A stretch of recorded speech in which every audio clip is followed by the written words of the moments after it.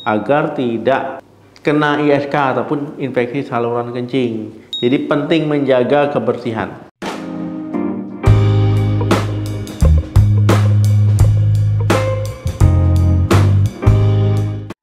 Halo, assalamualaikum warahmatullahi wabarakatuh. Infeksi saluran kemih ataupun infeksi saluran kencing ataupun orang bilangnya ISK. Kena sakit apa? Kena sakit ISK kata dokter. Nah, jadi ISK ini ya memang cenderung banyak dialami oleh wanita dibandingkan laki-laki. Tetapi bukan berarti laki-laki nggak bisa kena, bisa juga.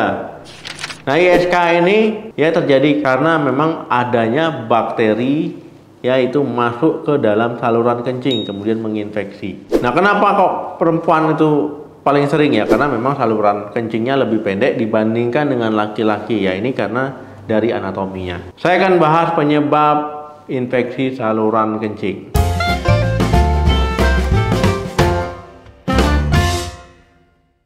Kalau kena ISK ya anyang-anyangan itu merupakan gejala umum. Ya, kita merasakan anyang-anyangan. Jadi dokter akan menanyakan anyang-anyangan nggak? Iya. Nah, bisa saja ISK ya. Ataupun ada gejala lain misalkan ya air kencingnya keruh ataupun ada kemerahan. Kedua, kemudian ada rasa ingin buang air kecil yang terus-menerus. Yang ketiga, teman-teman, kalau kencing itu bisa saja sedikit ya karena terlalu sering buang air kencing, kemudian saat kencing bisa nyeri. Yang keempat, ini air kencingnya berbau tajam ataupun nggak sedap, beda dari biasanya, baunya nyengat. Ya, ini karena memang dari bakterinya. Yang kelima, teman-teman, perut bagian bawah ya, tengah-tengah bagian bawah itu akan sakit, apalagi kalau ditekan. Yang keenam ya, teman-teman, bisa demam, bisa juga tidak. Jadi penyebab infeksi saluran kencing itu yang pertama, tidak membersihkan area kelamin dengan benar. Bakteri ya ini tentu akan masuk ke saluran kencing teman-teman kemudian menginfeksi. Ya, ini bisa saja karena cara teman-teman membersihkan area kelamin tidak benar, apalagi pada wanita ya. Kadang saat membersihkan area kelaminnya itu salah. Ya, mengusap dari belakang ke depan ataupun dari area anus ke depan. Ini bisa saja ya bakteri yang ada di anus yaitu masuk ke area kelamin kemudian masuk ke saluran kencing. Ya, ujung saluran kencing lama-lama nanti dia masuk ke kandung kemih teman-teman, kemudian menginfeksi sistem kemih teman-teman. Jadi teman-teman ya, untuk mencegahnya tentu teman-teman harus mencuci area kelamin dengan benar ya, dari depan ke belakang.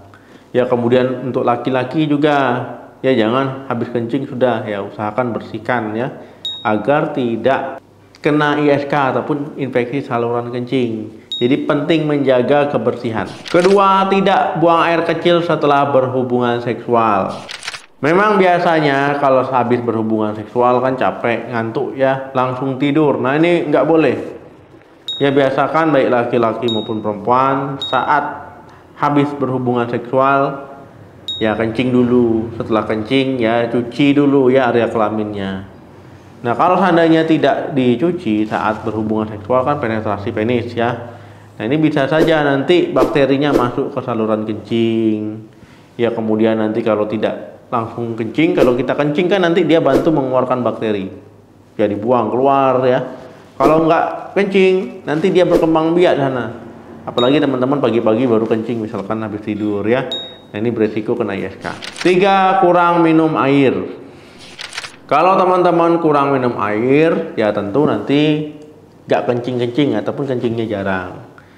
Ya, kalau seandainya kencingnya jarang, otomatis nanti urin teman-teman pekat. Ya, kemudian selain pekat, nggak kencing tadi, ini akan memudahkan bakteri menginfeksi, berkembang biak di sana. Kalau teman-teman banyak minum, ya urin kan nggak pekat, sering kencing, jadi rutin dibuang bakterinya. Jadi teman-teman jangan sampai malas minum, ya khususnya minum air putih, ya bukan minum-minuman yang aneh-aneh. Jadi air putih saja itu menyehatkan, ya minum yang banyak supaya ginjal kerjanya bagus, supaya urin tidak pekat dan nggak kena ISK. Yang keempat, sistem imun. Sistem imun ya teman-teman mungkin sudah tahu lah ya, imunitas ataupun daya tahan tubuh. Ya, ini proteksi tubuh kita ya ketika perbaikan diri, perbaikan tubuh ataupun ketika ada benda asing, kuman masuk ke dalam tubuh. Ya, kalau seandainya ada kuman masuk ke tubuh kita ya dihajar ya supaya kita nggak sakit. Nah, tapi ada kalanya imun kita lagi rendah. ataupun lagi nggak bagus, ya akhirnya mudah menginfeksi kuman, virus, ya, bakteri, akhirnya jadi sakit. Begitu juga dengan ISK, apalagi teman-teman memiliki penyakit yang bisa membuat imun turun, misalkan diabetes, ya, kadar gula darah tinggi, ini berisiko teman-teman mudah kena infeksi bakteri, virus, ya, ataupun kena penyakit ISK ini. Kelima, penyakit penghambat urin.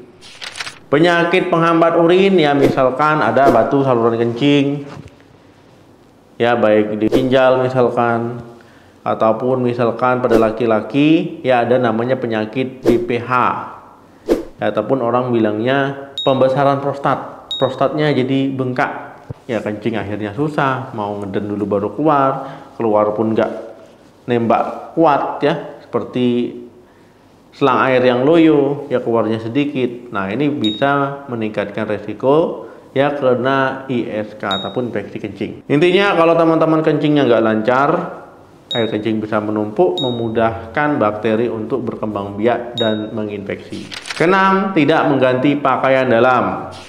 Nah, misalkan teman-teman malas nih mengganti pakaian dalam, habis dari kamar mandi basah lembab, ya, ataupun berkeringat lembab, ataupun habis olahraga, ya, keringatnya banyak lembab, ya, nggak ganti celana dalam, alasannya kayaknya masih bersih, masih bagus, ya, ataupun karena celana dalamnya belum kering yang lain, ya. Nah, ini beresiko, ya, teman-teman, kena ISK.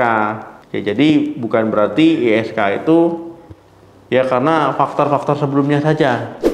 Jarang mengganti celana dalam pun itu bisa menyebabkan teman-teman kena ISK. Nah, siapa nih kalau celana dalamnya lembab basah nggak diganti, ataupun berkeringat nggak diganti? Nah, ini wajib diganti, ya. Apalagi misalkan teman-teman suka memakai celana dalam dari pagi, ya, sampai malam misalkan, ataupun sampai sore. Nah, ini kalau bisa diganti lah, ya, sorenya. Ataupun kalau seandainya teman-teman bekerja dari pagi sampai malam, ya, bawalah cadangan.